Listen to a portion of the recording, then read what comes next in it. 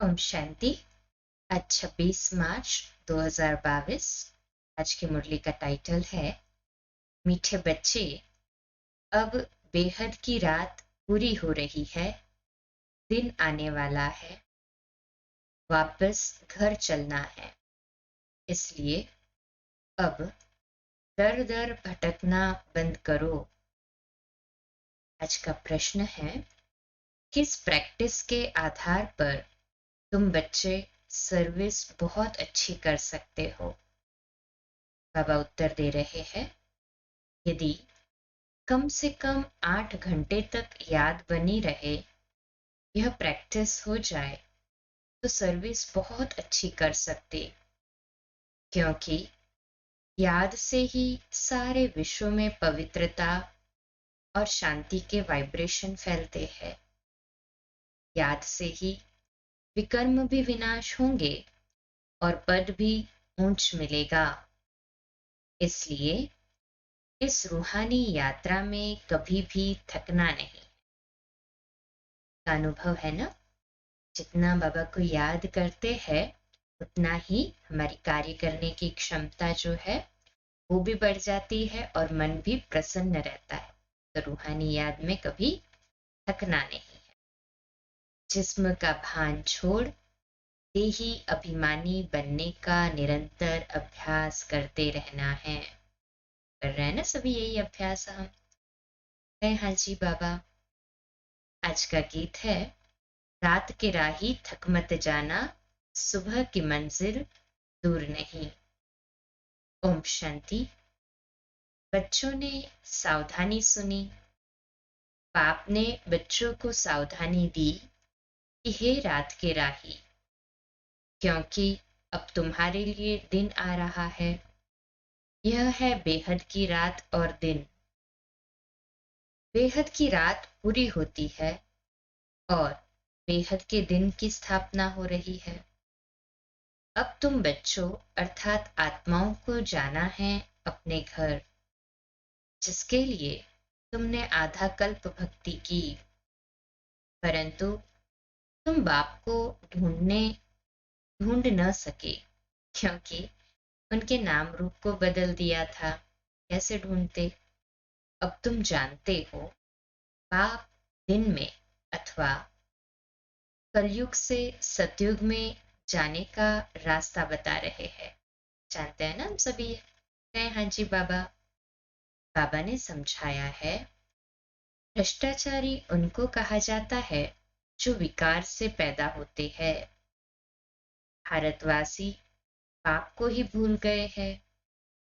गीता का भगवान निराकार, उसके बदले साकार कृष्ण का नाम डाल दिया है। यह है बड़े थे बड़ी भूल, जिस कारण आधा कल्प दुख भोगना पड़ा है। भूल निमित्त बनी है दुख भुगवाने के। यह भी ड्रामा का पार्ट नोंधा हुआ है। भक्ति मार्ग में भटकते रहते हैं। अगर बाप को जान ले तो भटकने की दरकार ही नहीं। तुमने अब बाप को जाना है। श्री कृष्ण अगर इसी रूप में आए फिर तो उनको पहचानने में कोई तकलीफ न हो, झट सब जान जाए। परंतु यह तो इतना गुप्त है जो तुम बच्चे भी भूल जाते हो। कृष्ण को तो कोई भूल न सके। सारी दुनिया एकदम चटक पड़े। समझे, श्री कृष्ण तो हमको स्वर्ग में ले चलेगा, क्योंकि वह तो स्वर्ग का मालिक है। उनको कोई छोड़े ही नहीं। परंतु समझाने की बड़ी युक्ति चाहिए। अगर समझाने की युक्ति नहीं आती है तो कहाँ कहाँ डिससर्विस कर देते हैं, क्योंकि सामने वाले को अगर स्पष्ट रूप से समझा ना पाए और क्वेश्चंस उत्पन्न हो या नेगेटिव आंसर जाए तो वो डिससर्विस हो जाए ना, क्योंकि खुद ही पूरा समझा हुआ नहीं है। जो किसको अच्छी रीति सिद्ध कर हिसाब किताब बता सके। इस समय सब पतित है। गाते भी है, हे पतित पावन, पुकारते क्या है, पतित पावन सीताराम ऐसे कहते हैं। परंतु पावन बनाने वाला कौन है, यह कोई नहीं जानते। गीता का भगवान कृष्ण समझ लिया है। राम का तो कोई शास्त्र नहीं है। महाभारत बताया है गीता के लिए, तो उसमें बताया है कि परमात्मा द्वारा क्या उद्बोधन किया गया, तो वो भगवानुवाच के रूप में उसको कह दिया है। परंतु रामायण तो कथा के रूप में ही है ना, केवल उसमें कोई शास्त्र नहीं है। ऐसे नहीं रामायण कोई रामचंद्र का शास्त्र है। क्षत्रिय धर्म कोई राम ने नहीं स्थापन किया। ब्राह्मण, देवता और क्षत्रिय तीनों धर्म एक साथ ही शिव बाबा स्थापन करते हैं। संगम युग में जो होता है वो ब्राह्मण, सतयुग में देवता धर्म और त्रेता में क्षत्रिय। ये तीनों किसने स्थापन किया, शिव बाबा ने किया ना। अभी नहीं, हाँ जी बाबा, तुम्हारे में भी थोड़े हैं जो इस बात को समझ सकते हैं। राजा रानी तो एक होता है, बाकी प्रजा और दास दासियां तो अनेक बनते हैं। आगे राजाओं के पास ढेर दास दासियां थी, कोई बहलाने के लिए, कोई डांस करने के लिए। डांस का शौक तो वहां भी बहुत ही रहता है। बाकी राजा रानी बहुत थोड़े निकलते हैं जो अच्छी रीति समझ और समझा सकते हैं। प्रदर्शनी की सर्विस से मालूम पड़ता है कि कौन कौन अच्छी रीति समझा सकते हैं। पहली बात यह समझानी है कि भगवान को न जानने के कारण सर्वव्यापी कह दिया है। दूसरा, कृष्ण को भगवान कहने से स्वर्ग रचने वाले शिव बाबा का नाम गुम कर दिया है। निराकार बाप ही सब का रचयिता है, उस एक को ही याद करना है। वही राजयोग सिखलाते हैं। परंतु गीता में जो कृष्ण भगवानुवाच लिख दिया है, इस कारण ही हाथ में गीता उठाए झूठी कसम लेते हैं। अब बताओ, क्या श्री कृष्ण हाजिर नाजिर है, वह निराकार परमात्मा हाजिर नाजिर है? सब मूंझे हुए हैं। अब तुम बच्चों को सवेरे उठ प्रैक्टिस करनी है समझाने की। राजा जनक का मिसाल है ना। कहते हैं अष्टापा ने जनक को ज्ञान दिया, परंतु यह कोई ब्रह्म ज्ञान तो है नहीं, यह है ब्रह्मा ज्ञान। ब्रह्मा कुमारियां यह ज्ञान दे रही है। ब्रह्मा कुमारियां, ब्रह्म कुमारियां नहीं। वह लोग ब्रह्म को ईश्वर समझते हैं, परंतु नहीं, ईश्वर तो बाप है ना, शिव बाबा है ना ईश्वर। कहे हाँ जी बाबा, बाप का नाम ही शिव है। ब्रह्म तो तत्व है। यह सब बातें मोटी बुद्धि वाले समझ न सके। नंबरवार दास दासियां भी बनते हैं। समझना चाहिए, अगर हम किसको अच्छी तरह समझा नहीं सकते हैं तो हमारा पाठ पिछाड़ी में है। तो फिर पुरुषार्थ करना चाहिए। सारी दुनिया में जो जो कुछ सिखलाते हैं वह देह अभिमान से ही सिखलाते हैं। देही अभिमानी सिवाय तुम ब्राह्मणों के कोई है नहीं। तुम्हारे में भी नंबरवार है जो आत्म अभिमानी बनते हैं। हम आत्माओं को सुनाते हैं। आत्मा इन ऑर्गन्स द्वारा बोलती है। आत्मा कहती है मैं नहीं सुन सकती हूँ, मेरे ऑर्गन्स खराब है। तो देही अभिमानी बनने में मेहनत है ना, मेहनत। फिर सतयुग में सतयुग में नेचुरली देही अभिमानी रहते हैं, वहां मेहनत नहीं करनी पड़ती। बाकी परमात्मा का ज्ञान नहीं है, फिर भी देही अभिमानी। आप कहते हैं मेरा सिमरन वहां कोई नहीं करते, वहां दरकार ही नहीं। सिमरन अथवा याद एक ही बात है। है ना। दोनों का मीनिंग तो एक ही है ना, सिमरन करो या याद करो। वो लोग माला हाथ में ले लेते हैं, मुख से राम राम कहते हैं। यहाँ तो राम अक्षर कहना भी रॉन्ग हो जाता है। राइट अक्षर है शिव बाबा, परंतु शिव बाबा भी नहीं कहना है, मुख से कहने की जरूरत नहीं है। बाप को याद करने के लिए नाम थोड़े ही लिया जाता है। बाप को याद करना यह है यात्रा। तो सभी है ना रूहानी यात्रा पर गए। हाँ जी बाबा। जिस्मानी यात्रा पर जाते हैं तो भी याद रखते हैं। हम अमरनाथ पर जाते हैं, वो नाम तो लेना पड़ता है ना। तुमको कुछ भी जपना नहीं है। तुम जान गए हो नाटक पूरा होना है। हमारे 84 जन्म पूरे हुए, यह पुराना चोला छोड़ना है। पार्ट बजाते बजाते पतित होना ही है। बाप कहते हैं ये जो मनुष्य सृष्टि रूपी झाड़ है, उनका धूर सड़ गया है, बाकी टाल टालियां बची है। यह भी तमोप्रधान हो गए हैं। झाड़ की आयु अब पूरी होती है, फिर से नाटक रिपीट होना है। हर एक अपना अपना पार्ट बजाएंगे। दूसरी कोई दुनिया नहीं है। अगर होती तो हम पढ़ते क्यों। कहते हैं बाबा फिर से आकर राजयोग सिखलाओ, गीता ज्ञान सुनाओ, पावन बनाओ। परंतु पतित हम कैसे बने हैं यह कोई जानता नहीं है। अब तुम जानते हो हम ही पावन थे, फिर हिस्ट्री रिपीट होती है। अब बाप कहते हैं वापस घर चलना है।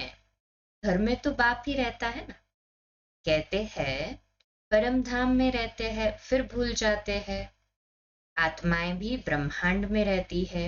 यह सृष्टि है, इसमें मनुष्य रहते हैं। ब्रह्मांड में आत्माएं रहती है। फिर आती है यहाँ पार्ट बजाने। ऊपर में आकाश तत्व है, पैर सब के पृथ्वी पर है, बाकी शरीर कहाँ है। वह तो आकाश तत्व में ही है। वहां तो आत्माएं स्टार्स रहती है। वहां गिरने की चीज नहीं। जो हम गिर पड़े, साइंस वाले रॉकेट में जाते हैं चक्र लगाने, फिर बाहर भी निकलते हैं। लिखते भी है गिरने का डर नहीं, क्योंकि ग्रेविटेशनल फोर्स नहीं होता ना स्पेस में।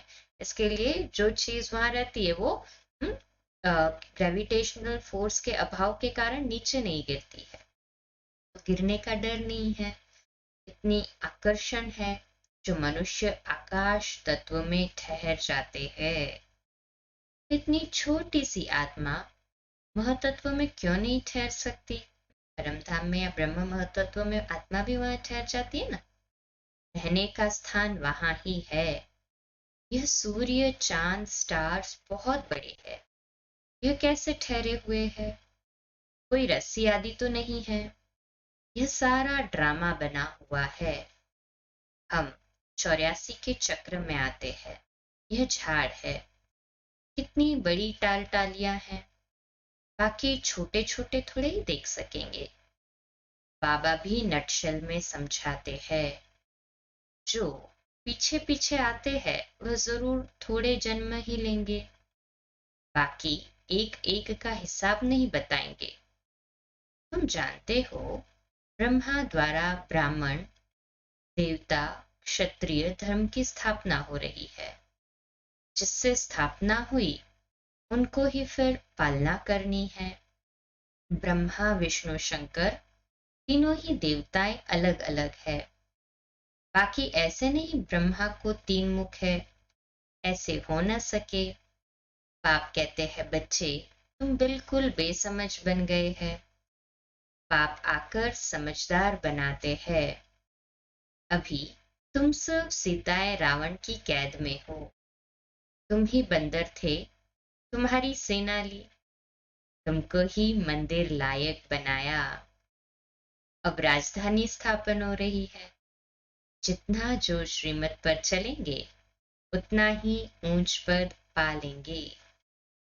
तुम जानते हो, हमारे मम्मा बाबा नंबर 1 में जाते हैं, स्थूल वतन में तुम्हारे सामने बैठे हैं, सूक्ष्म वतन में भी देखते हो बैठे हैं, और फिर वैकुंठ में भी देखते हो। पहले बहुतों को साक्षात्कार कराया, फिर सब थोड़े ही कृष्ण बन जाएंगे। बस स्थापना के समय में जो भी आते थे ना सब साक्षात्कार में, अर्थात के सभी सूक्ष्म वतन में पहुंच जाते थे। बाल लीला आदि दिखाई जाती है पुरुषार्थ कराने के लिए। बिगर पुरुषार्थ महाराजा महारानी तो नहीं बनेंगे। जो पक्के निश्चय बुद्धि है वह एकदम थम अर्थात ठहर जाते हैं। बाबा का हाथ कभी नहीं छोड़ेंगे ना पक्के निश्चय बुद्धि। कोई कितना भी कुछ भी कहे, उनका संग का रंग दूसरों पे लगेगा पर दूसरों के संग का उनको नहीं। बाबा, हम तो आपको कभी नहीं छोड़ेंगे। कई फिर कहते कहते छोड़ भी देते हैं। आश्चर्यवत सुनंती कथनती भागंती हो जाते हैं। पहले की कहावत है, अभी भी यह सब कुछ होता ही रहता है। कहते हैं कल्प कल्प, हाँ, कहते भी है ना, समझते हैं ना ड्रामा। अभी तो कहते भी है कल्प पहले भी ऐसे भागंती हुए थे, इस पर भी भरोसा नहीं। जैसे श्वास पर भरोसा नहीं, बाबा का बनकर फिर भी मर जाते हैं। ईश्वरीय जन्मदिन मनाकर फिर मर जाते हैं अथवा हाथ छोड़ देते हैं। बाबा घड़ी घड़ी कहते रहते हैं, तुम ऐसे समझो तो हमको अब अपने स्वीट होम में जाना है। इसलिए बाप और घर घर याद पड़ता है। भक्ति मार्ग में भी आधा कल्प याद किया है, परंतु वापस कोई जा नहीं सकते। जानते ही नहीं तो जा कैसे सकेंगे। वह रूहानी राही बन कैसे सकते। तुम अब पूरे राही बने हो। जो जास्ती याद करते हैं उनके पाप कटते जाते हैं। यात्रा का भी ध्यान रखना है। पिछाड़ी में 8 घंटा तुम्हारी यह सर्विस रहे तो भी बहुत अच्छा है। यह है शांति और पवित्रता के वाइब्रेशन फैलाना। याद से विकर्म भी विनाश होंगे और पद भी ऊंचा मिलेगा। इसलिए कहा जाता है रात के राही थक मत जाना, सुबह की मंजिल दूर नहीं। कलयुग का अंत माना ब्रह्मा की रात पूरी होना। सबको वापस जरूर जाना है। रूहानी घर को याद करना है। रूह को अब जाना है, चलना है ना वापस रिटर्न जर्नी पर। गए हाजी बाबा। जिस्म का भान छोड़ना है, देही अभिमानी बनना है। यह है याद की यात्रा।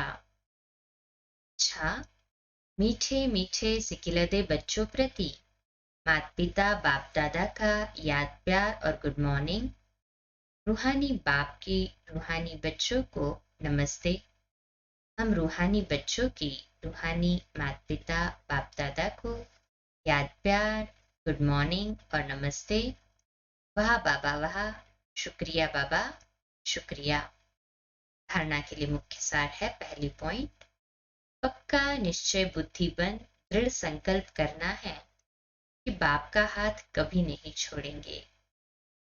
बाप और घर को घड़ी घड़ी याद करना है। देही अभिमानी बनने की मेहनत करनी है। 5 विकारों रूपी रावण की कैद से छूटने के लिए श्रीमत पर चलना है। मंदिर लायक बनने का पुरुषार्थ करना है। इसका मीठा वरदान है, ज्ञान युक्त भावना और स्नेह संपन्न योग द्वारा उड़ती कला का अनुभव करने वाले बाप समान भव। विश्लेषण है, जो ज्ञान स्वरूप योगी तो आत्माएं हैं, वे सदा सर्व शक्तियों की अनुभूति करते हुए विजयी बनती है।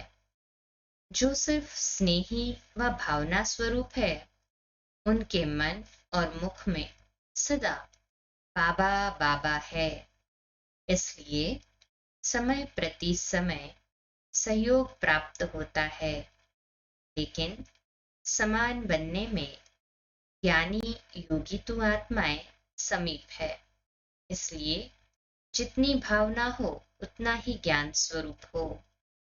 ज्ञान युक्त भावना और स्नेह संपन्न योग, इन दोनों का बैलेंस उड़ती कला का अनुभव कराते हुए बाप समान बना देता है। इसका स्लोगन है, सदा स्नेही व सहयोगी बनना है तो सरलता और सहनशीलता का गुण धारण करो। इसका स्वमान लिखने के लिए और अभ्यास करने के लिए, मैं बाप समान हूँ। मैं बाप समान हूँ। मातेश्वरी जी के अनमोल महावाक्य है, ओम शिवोहम हमसो सोहम।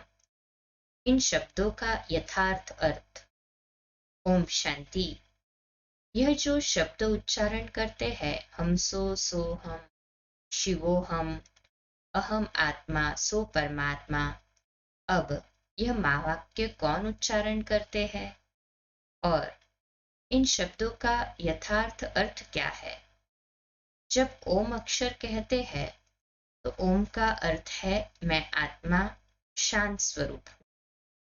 यह निश्चय होने से फिर मैं आत्मा सो परमात्मा हूं यह अक्षर नहीं कह सकते हैं। फिर तो ऐसे ही समझते हैं कि मैं आत्मा परमात्मा की संतान हूं। तो यह ओम शब्द कहना आत्माओं का अधिकार है। फिर जब हमसो सोहम शब्द कहते हैं तो उस शब्द का अर्थ है हम सो पूज्य सो अब पुजारी बने। हम सो पूज्य, अब यह शब्द भी आत्मा ही कह सकती है। यह जो मनुष्य कहते हैं अहम आत्मा सो परमात्मा, अब यह शब्द सिर्फ परमात्मा ही कह सकता है, क्योंकि वही एक आत्मा परम आत्मा है। फिर यह जो शिवोहम शब्द कहते हैं वो भी परमात्मा कह सकते हैं, क्योंकि वो शिव है। तो इन शब्दों के अर्थ को भी तब जानते हैं जब परमात्मा आकर यह नॉलेज देते हैं। बाकी और धर्म वालों को, क्रिश्चियन आदि को यह मालूम नहीं कि हम सो पोप बनूंगा, उन्हों को यह नॉलेज ही नहीं है। अभी हमको यह नॉलेज मिली है कि हम सो देवता बनेंगे। हमारे सामने देवताओं का यादगार चित्र है और साथ साथ उन्हों के जीवन चरित्र, हिस्ट्री, गीता भागवत सामने है, क्योंकि हम आदि से अंत तक सारे कल्प के चक्र में हैं। और वो धर्म पिताएं जब आते हैं तो वो कल्प के बीच में आते हैं। द्वापर युग के बाद आया ना सब, द्वापर युग स्टार्ट हुआ तब से आना शुरू हुआ अलग अलग धर्म स्थापकों का। इसलिए वे हमसो शब्द नहीं कह सकते, ओम शब्द कह सकते हैं। ओम माना अहम आत्मा, तो अहम आत्मा कह सकते, परंतु हमसो नहीं कह सकते। अच्छा, ओम शांति। आज विशेष सूचना, सभी ध्यान दें कि आज हमने 26 तारीख की अर्थात कि कल की मुरली सुनी सभी ने, परंतु अभी 26 तारीख से दोपहर का जो क्लास था, दादी जी की क्लासेस जो हम सुन रहे हैं वो दोपहर को ना होकर रात्रि 8:45 होगा। 26 तारीख को रात्रि 8:45 सुनेंगे हम दादी जी के अनमोल वचन। और 27 तारीख सुबह से जो रोज अमृत वेला होगा वो सुबह में 3:30 से 4:30 होगा अमृत वेला। और विशेष अमृत वेला के बाद जो है 4:30 बजे ही हम लाइव मुरली रोज की सुनेंगे, है ना। 27 तारीख संडे की मुरली अमृत वेला 3:30 से 4:30 के बाद 4:30 बजे हम मुरली सुनेंगे। अव्यक्तवाणी 27 मार्च की, बाइस डेट है 7 मार्च 1990 की। अच्छा, ओम शांति। कम बोलो, धीरे बोलो, मीठा बोलो, सत्य बोलो, सोच समझकर बोलो। निमित्त भाव, निर्माण भाव, निर्मल वाणी। ओम शांति।